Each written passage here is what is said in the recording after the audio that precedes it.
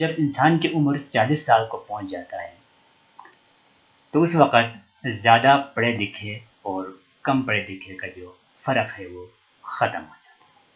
اور بعض دفعہ کیا ہوتا ہے کہ جو کم پڑھے لکھے ہیں ان کے پاس زیادہ پیسہ ہوتا ہے، انسان کی عمر 50 سال کو پہنچ جاتا ہے تو اس وقت طاقتور انسان اور کمزور انسان کا فرق ختم ہو جاتا ہے۔ اپنی جوانی میں طاقتور سے طاقتور انسان کمزور ہو جاتا ہے، ان کے ہاتھوں میں راشا آ جاتا ہے۔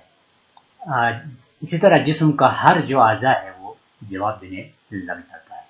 اسی طرح دوستو، جب انسان کی عمر 60 سال کو پہنچ جاتا ہے تو خوبصورتی اور جو بدصورتی کا فرق ہے وہ بھی ختم ہو جاتا ہے، یعنی اپنے دور کا حسین ترین انسان کے چہروں پر بھی جھریاں نظر آتے ہیں، دانت گر جاتا ہے، بال سفید ہو جاتے ہیں۔ انتہائی خوبصورت انسان بھی ایسا لگتا ہے جیسے لومڑی کی کھال اتار دیا گیا ہو۔ 70 سال کی عمر میں جب انسان پہنچتا ہے تو چھوٹے عہدے اور بڑے عہدے کا جو فرق ہے وہ ختم ہو جاتا ہے۔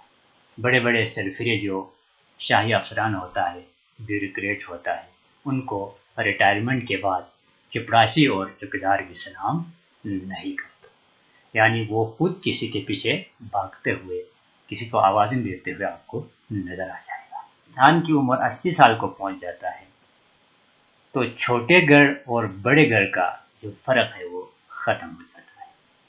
گھٹنوں کی تکلیف، کمر کی درد اور مختلف بیماریوں کی وجہ سے انسان کو صرف بیٹھنے کے لیے جگہ چاہیے، بڑا گھر چھوٹے گھر سے اس میں کرنا چاہیے۔ جی دوستو، اسی طرح جب انسان کی عمر 90 سال کو پہنچ جاتا ہے تو جو پیسوں کا قدر و قیمت ہوتا ہے، مال جائیداد کا جو قدر و قیمت ہوتا ہے وہ بھی ختم ہو جاتا ہے۔ اگر کسی کی اکاؤنٹ میں کروڑوں روپیہ ہو، جیب میں لاکھوں روپے ہو، پھر بھی کون سا سکھ خرید لو گے، یعنی پیسوں کی قدر و قیمت بھی ختم ہو جاتی ہے۔ اسی طرح جب انسان کی عمر 100 سال کو پہنچ جاتا ہے تو اس کے لیے جاگنا اور سونے کا جو فرق ہے وہ بھی ختم ہو جاتا ہے، یعنی جاگنا اور سونا برابر ہو جاتا ہے، یعنی کہ وہ جاگ کے بھی کیا تیر مار لو گے۔ اسی طرح دوستو، جب 100 سال سے اوپر کسی کا عمر پہنچ جاتا ہے تو اس وقت زندگی اور موت کا جو فرق ہے وہ بھی ختم ہو جاتا ہے،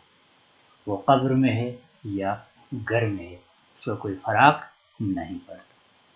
اسی لیے ہر حالت میں اللہ رب العزت کا شکر ادا کریں اور اپنی زندگی کو اللہ کے احکامات کے مطابق گزارنے کی کوشش کریں، کیونکہ یہ دنیا کسی کا نہیں ہے، نہ کسی کو ملا ہے نہ ملے گا۔